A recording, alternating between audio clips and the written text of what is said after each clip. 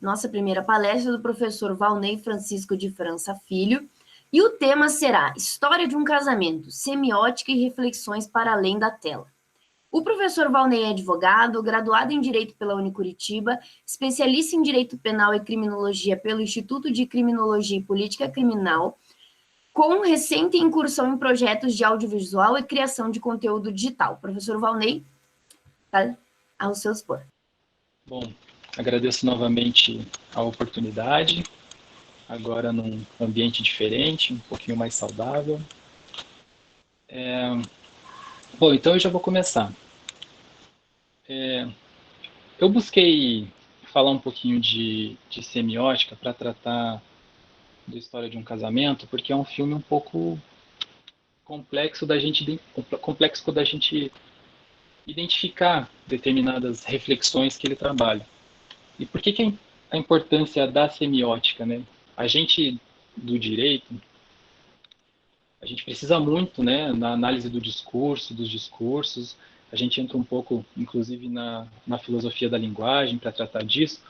Então eu vou só explicar um pouquinho o que seria a semiótica, para depois a gente começar a falar sobre o filme e as reflexões a partir desse filme. Eu trouxe aqui duas ideias, uma do Júlio Plaza, e ele fala o seguinte, só para contextualizar, semiótica é o estudo dos signos, ou o estudo de toda e qualquer linguagem, né? Você pega os detalhes daquilo que está sendo dito, daquilo que está sendo mostrado ou comunicado, e disso você tira um resultado, né? Um processo dialético mesmo. O signo é algo que, sob certo aspecto, representa alguma coisa para alguém, dirige-se a alguém, isto é, cria na mente dessa pessoa um signo equivalente ou talvez um signo mais desenvolvido.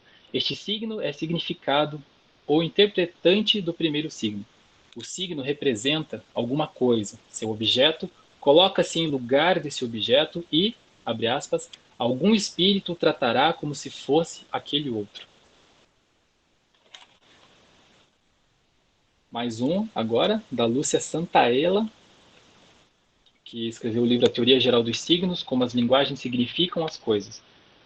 Ela fala que o mundo torna-se cada vez mais cheio de complexidade, a cada vez mais fica hiperpovoado de signos que estão por aí a serem compreendidos e interagidos. Ela mesma ressalta que a noção de signo não equivale exclusivamente ao signo linguístico, ou seja, aquele não é somente verbal, mas também não verbal, através das imagens. E é aqui que a gente entra na sétima arte. Bom, por que falar de semiótica? O filme ele tem diversas camadas de discussões. Né? E na medida que a gente vai assistindo e interpretando aquelas cenas e concatenando aquelas ideias, os discursos ali apresentados, a gente vai tirando resultados e reflexões a partir daquilo. Né? E por que eu escolhi a história de um casamento? Porque ele traz uma reflexão que, para mim, é muito cara hoje em dia. Né? E não tem a ver com relações interpessoais, embora seja a base disso. Eu vou falar um pouquinho sobre a cultura do litígio. Mas antes a gente tem que falar sobre o filme. Né?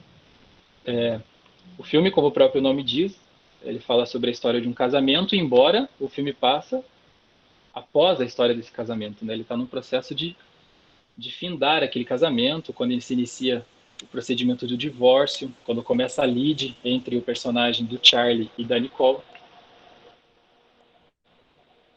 E o filme ele já começa com uma cena, né, onde você escuta uma voz em off, que são os dois lendo na cabeça deles, um para o outro, aquilo que eles viam de positivo no outro, aquilo que fez eles amarem um ao outro, a história do encontro deles. E a cena já corta para a terapia de casal dos dois, onde rola o primeiro rompimento, né? Onde o filme mostra que a vida real não é bem isso. Né? Ela passa ao largo das nossas expectativas.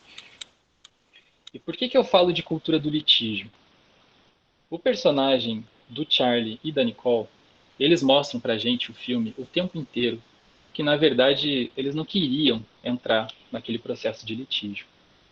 Eles não queriam envolver advogados, eles não queriam envolver o sistema judiciário, eles queriam simplesmente terminar algo que começou. E por que não foi feito do jeito que eles quiseram? Porque o filme mostra pra gente também, a partir do comportamento daqueles personagens e dos personagens em volta daquele núcleo principal, que as pessoas, elas são bélicas. Elas estão voltadas, né, para o comportamento bélico. E o filme mostra isso em diversos sinais, seja quando ela se muda para fazer a série em Hollywood, e ela tem contato com uma pessoa e essa pessoa indica uma advogada para ela. E o jeito que ela indica a advogada, ela já está antagonizando, né, antecipando o antagonismo da relação na hora que ela fala do ex-marido dela, daquele jeito negativo do ex-marido dela, como se fosse realmente um adversário. E o filme continua. Eu anotei alguns sinais que o filme traz para a gente sobre essa ideia da cultura do litígio. Bom, a primeira, a primeira parte do filme é com os dois indo em busca, né, dos seus advogados. A narrativa mostra que o personagem da Nicole é um pouquinho mais desenvolvido e maduro do que o personagem do Charlie, isso está bem evidente, tanto que existe inclusive um recorte muito forte de gênero no personagem dela, por causa da invisibilidade, da questão do feminino, o fato de que ela era protagonista da própria vida e quando ela entrou em contato com ele, ela acabou se anulando por causa da carreira dele. Isso são coisas que para a gente, por exemplo, que trabalha no contencioso, que trabalha na área de família, a gente sabe que é muito comum que isso acontece no dia a dia dos tribunais. Infelizmente, né? Eu anotei aqui algumas falas, porque a ideia de litígio, ela começa quando há a ida dos dois aos advogados. Primeiro, no advogado da Nicole, que ela já começa com aquela ideia de disputa mesmo, ela antagoniza, e ela trata, sob um argumento de empoderamento da Nicole, ela trata algo que a gente vê muito todos os dias, assim, no mundo jurídico, principalmente no direito de família, que é ali que ela inicia o processo de desconstrução do outro. Né? Na hora que ela fala do comportamento dele, ela induz a Nicole a falar das coisas ruins dele. Até então ela negava essas coisas ruins, ou ela guardava só para ela. Né? E mais para frente o filme vai mostrar para a gente que, de fato, essas coisas ruins elas existiam, inclusive ela tinha provas, ela foi atrás dessas coisas negativas. E, de fato, ela se anulou durante muito tempo. Mas a advogada, ela mostra para a gente o início do litígio entre os dois e o quão é difícil a gente entrar no litígio. Só que também ela mostra, o filme inteiro mostra como a sociedade está submersa nessa ideia de litígio. Eu coloquei aqui algumas coisas que a advogada fala para ela, né? Por exemplo, a sua vontade é o que importa para nós. Isso é muito comum, né? Quando você está na vida da advocacia, você olhar, se colocar nessa contradição entre defender direitos e defender um cliente a partir de uma relação comercial, né? E eu que trabalho na área criminal, eu sei muito bem disso e é muito a nossa área é muito mal vista assim pelo senso comum, né? Por achar que a gente quer absolver pessoas que são absolutamente culpadas por qualquer crime.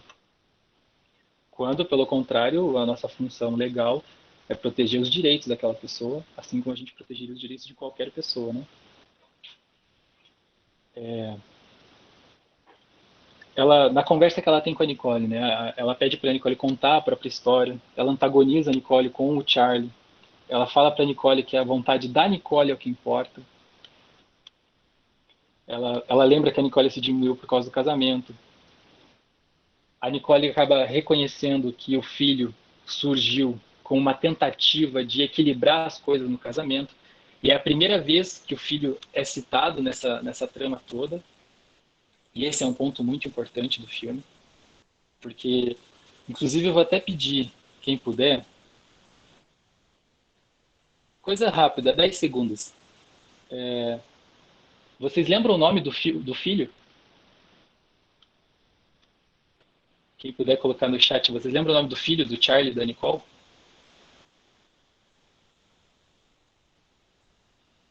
Eu perguntei para várias pessoas isso, e porque eu queria ver se foi algo que eu percebi ou se realmente dentro da narrativa dá a entender isso. Por que é comum as pessoas não lembrarem do nome do personagem do filho? Eu vou falar o nome do personagem, o nome dele é Henry, né? Randy, como eles pronunciam lá, e o nome dele é dito várias vezes durante o filme.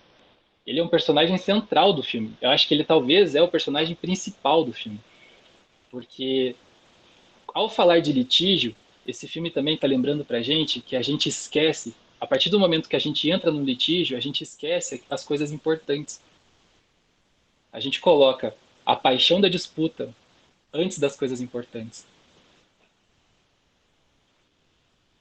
E esse nome é repetido várias vezes e a gente de fato não lembra dessa criança. Apesar dela aparecer em várias vezes, inclusive em várias cenas ela está entre os dois. Ela está quase sempre entre os dois. Ou ela está com um ou com o outro ou entre os dois. Ela vai com o pai no primeiro advogado. Sobre o primeiro advogado do pai, né? Falar ainda de sinais e coisas importantes. O Charlie, ele vai no primeiro advogado, que é um advogado mais conciliador.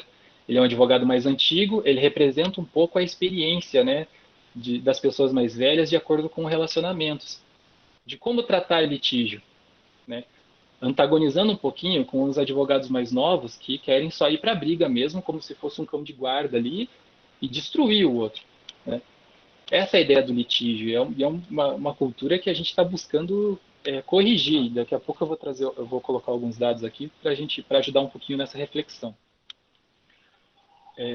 O Charlie, ele inclusive se emociona quando ele vai falar com esse advogado, porque o advogado fala para ele assim: eu acho que você deveria alugar uma casa em Los Angeles para você ficar perto do seu filho. E ninguém tinha falado isso para o Charlie até então. E o Charlie fala assim: o senhor é a primeira pessoa até aqui que me trata como um ser humano. E daí aquele senhor olha para ele e fala: você me lembra muito no meu segundo casamento. De novo jogando essa realidade de como as coisas são fluídas hoje em dia, da relação de contratos, de como as coisas se repetem na medida que você vai envelhecendo. E contrapondo aquele ideal, né, de pessoas jovens de achar que você vai, de fato, ter um relacionamento para a vida inteira. E a realidade do litígio é essa: as pessoas vai se fragmentando as relações, e isso vai gerando efeitos não só entre as partes, mas também entre aquele núcleo social em volta daquelas partes. E é isso que a gente vê hoje em dia. É, seguindo, né? O Charlie percebe que não dá para conciliar, porque aquele advogado acaba prejudicando ele, é óbvio, porque se um não quer, dois não brigam, mas se um quer brigar, provavelmente o outro vai apanhar, né?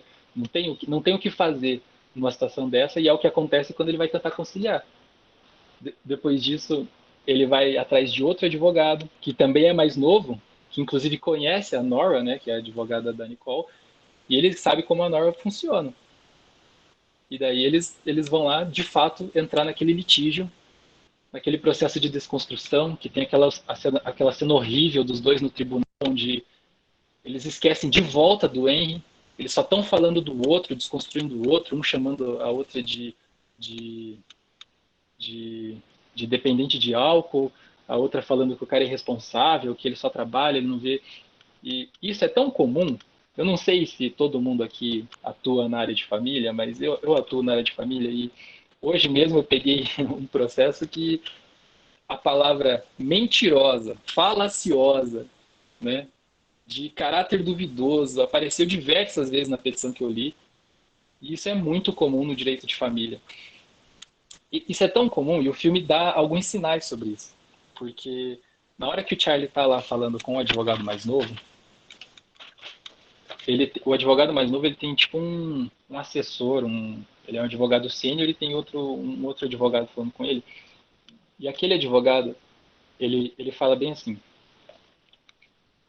o advogado criminal vê mais más pessoas bem comportadas.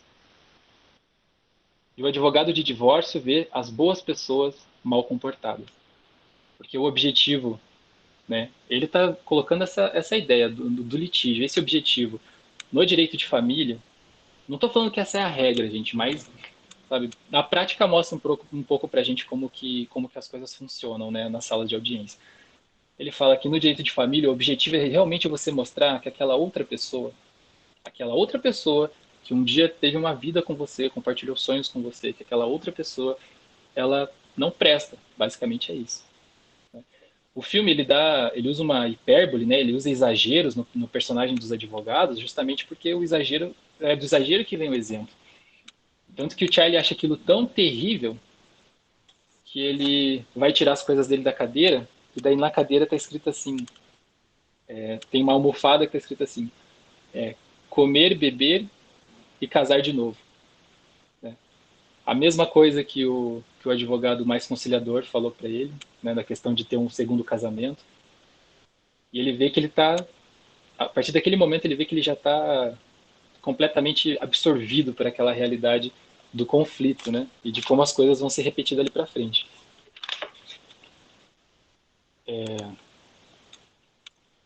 Outras coisas que o filme mostra pra gente, né, com relação do litígio. A impossibilidade de diálogo entre as partes a partir do momento que você entrou numa lide, né, isso fica bem óbvio, fica explícito pra gente, e é uma coisa que no direito brasileiro isso acontece também. A partir do momento que você entrou numa lide, a única orientação, a primeira orientação é que você não entre em contato com outra parte. Independente do que aconteça, a conversa vai ser entre os dois advogados. Os dois advogados que não sabem da realidade, que não conhecem os outros, né, que não conhecem aquela relação pretérita. O objetivo deles é ganhar aquela demanda. Isso no filme. Porém, é o que a cultura do litígio prega pra gente, e a gente sabe que isso é uma realidade porque é só você pegar a tabela de honorários da OAB e ver quanto custa para você ir numa audiência de conciliação e quanto custa para você fazer um divórcio litigioso.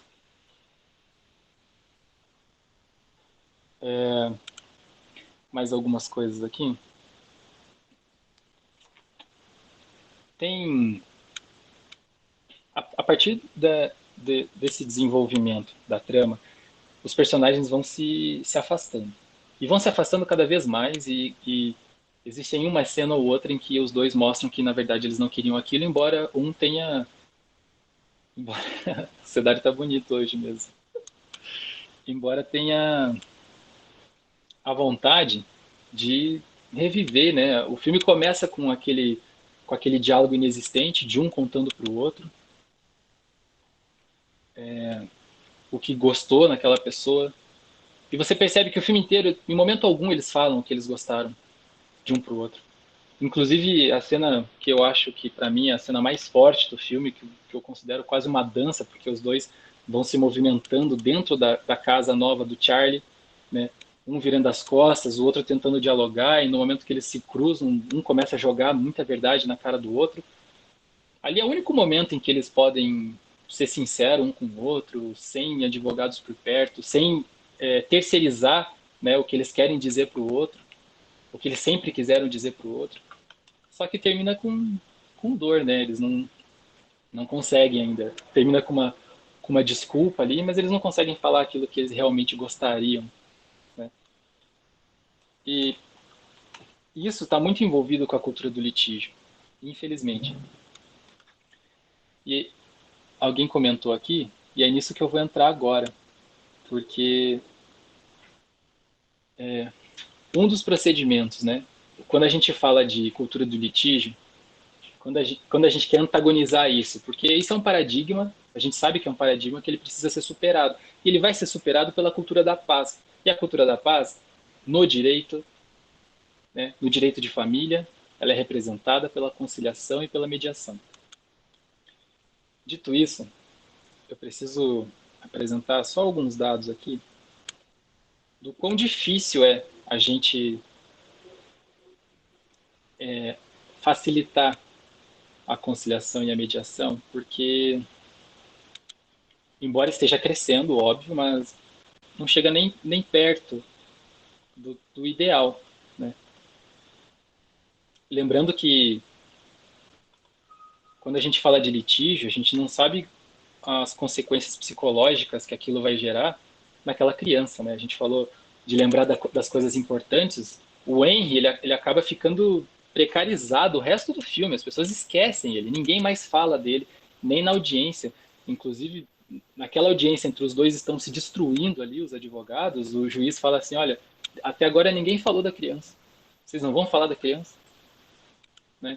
Se vocês não vão falar da criança, então na próxima audiência a gente conversa e eu vou pedir para a equipe psicossocial fazer uma visita na casa de vocês. E daí vem aquela sequência bizarra onde o Charlie corta a mão dele lá com um alicate, com, com um canivete, né, uma faca de mão que ele tinha, mostrando que ele já não é o mesmo Charlie, né? Porque ele falava que ele fazia aquilo sempre. Então ele já não é mais a mesma pessoa. A partir do momento que eles entraram naquela lide, eles não são a mesma pessoa. E no caso da Nicola, também representa a partir do comportamento dela com a família, o comportamento dela com o filho, o comportamento dela com o próprio Charlie. Só que ela representa muito mais, a partir da semiótica, fisicamente, né? Só que ela também faz aquilo que ela sempre quis fazer. Só que a gente só vai ter contato com isso lá no final, na hora que ele olha para ela, vê que ela cortou o cabelo e ele fala assim: Nossa, eu prefiro o seu cabelo comprido. E ela olha para baixo e fala: Que absurdo, né? Você nem meu marido é mais. Quem que você acha que é para poder definir o cabelo que eu uso? Enfim.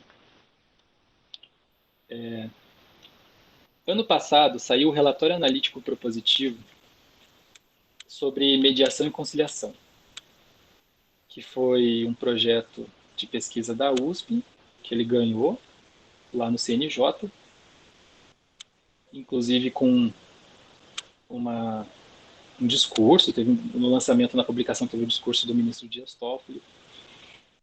E assim, ele trouxe alguns dados interessantes, inclusive sobre o quão benéfico é a conciliação. A gente sabe que a conciliação ela é benéfica porque ela aproxima as pessoas, ela dá oportunidade das pessoas colocarem praticamente os seus demônios para fora. A gente sabe disso, porque quando você está no litígio, isso já acontece, né? Só que acontece no meio da petição e é sempre um advogado que está ali acabando com a reputação da outra pessoa.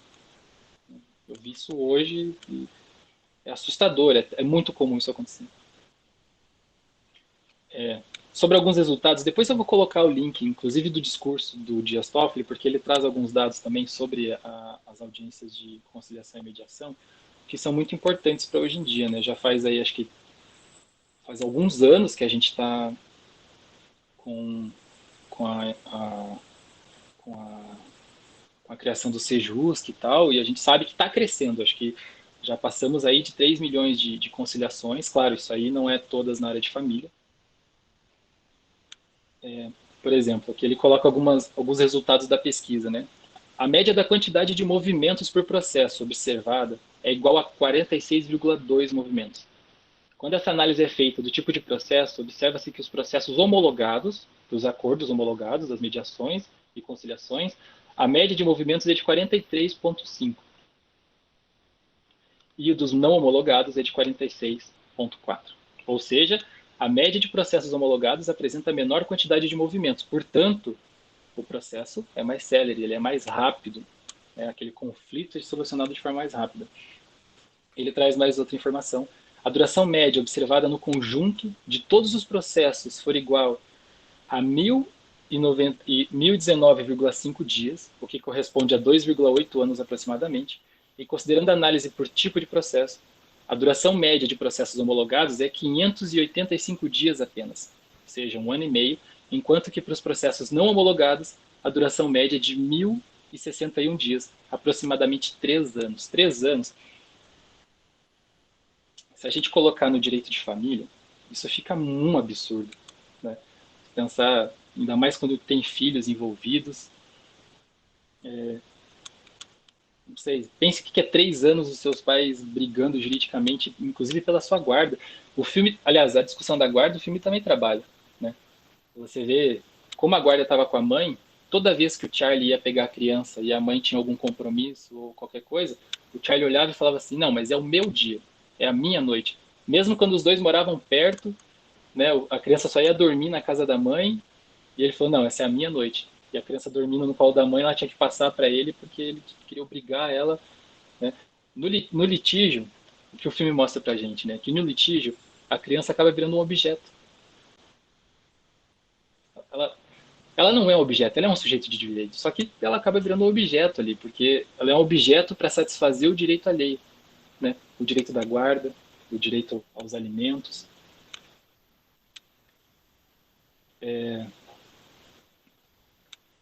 sobre o discurso do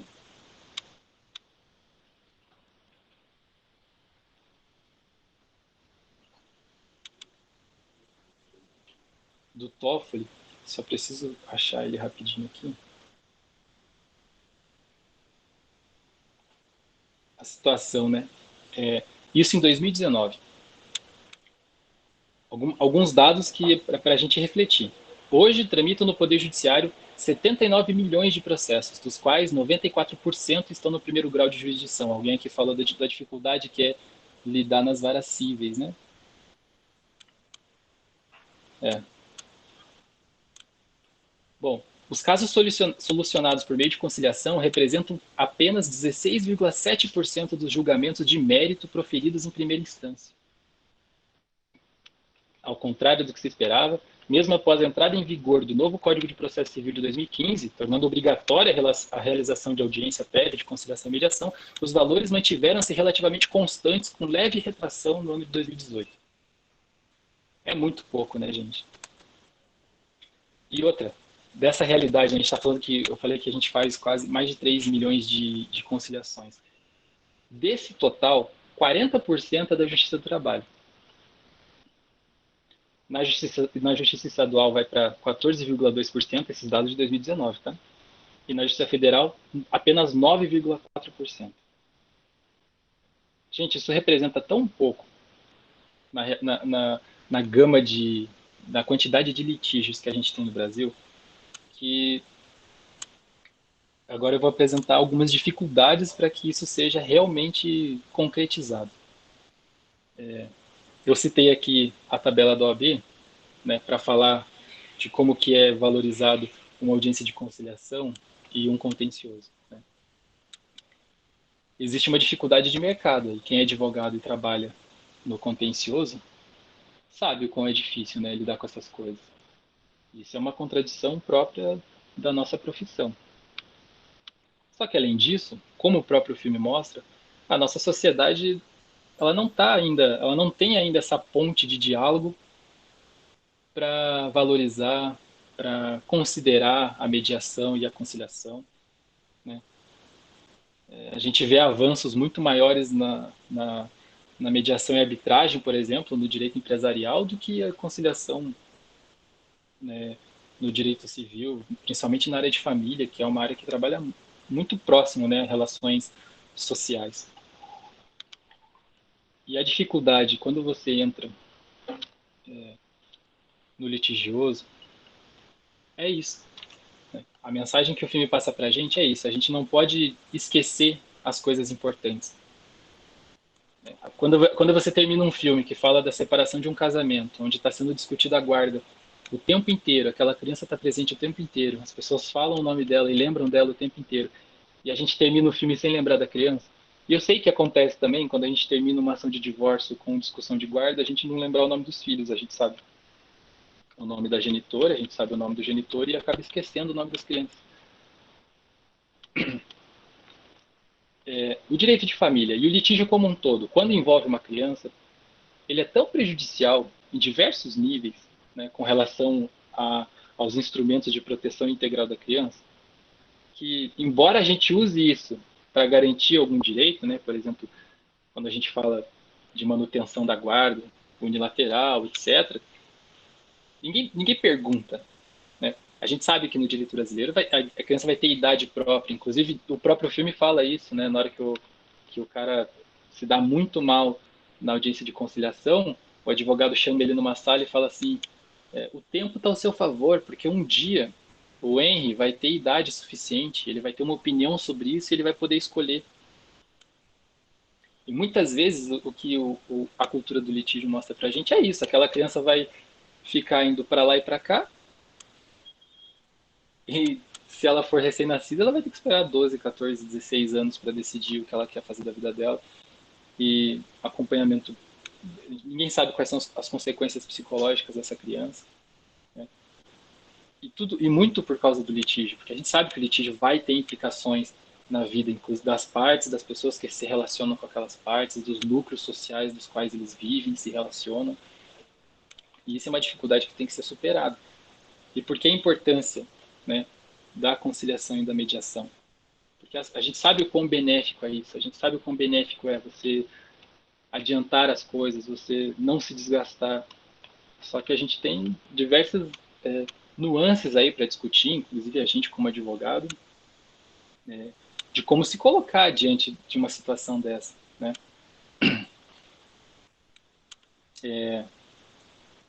Eu acho que, para concluir, sobre essa questão do que é importante, né? Lembrando que a cultura de paz, né, eu estava falando sobre direitos humanos, isso é o nosso foco, né? Por isso que quando existem meios extra-litigiosos ou não litigiosos, a gente precisa favoritar esses caminhos, né, para além da guerra, porque quando você está numa guerra, a última coisa que você quer é sentar com o seu inimigo e trocar uma ideia com ele e falar o que você sente com relação a ele. Você simplesmente quer aniquilar aquela pessoa, e é muito o que acaba acontecendo nas ações de divórcio, nas ações de guarda, nas ações de alimento, por aí afora. Principalmente aqui no Brasil, coisas que eu pego no meu dia a dia de trabalho, e eu tenho certeza que os colegas que são advogados, muita gente aqui já, já falou, né, que isso é uma realidade, e esse filme mostra essa realidade pra gente, né? A partir do momento que você deixa aquilo que é importante de lado, e o litígio acaba deixando a gente cego mesmo pro que é importante. As paixões acabam deixando a gente cego pro que é importante. E eu volto a repetir o que eu falei na quarta-feira. A gente como defensores, né, eu me coloco aí, nós como defensores dos direitos humanos, a gente não pode se permitir a esquecer das coisas importantes. Inclusive, a nossa função, além de jurídica, ela é política e social, porque a nossa função como defensores dos direitos humanos é lembrar o mundo das coisas importantes. Porque muitas vezes o sistema acaba não permitindo que a gente lembre das coisas. E não lembrar das coisas faz a gente esquecer, por exemplo, que no último domingo fez 900 dias que o Brasil está sem resposta das execuções de Marielle Franco e do motorista Anderson. E eu encerro a minha fala aqui. Agradeço a oportunidade. Espero que tenha contribuído, né, de alguma forma aí para as reflexões e mostrado outras possibilidades no estudo de direito e cinema. Muito obrigado.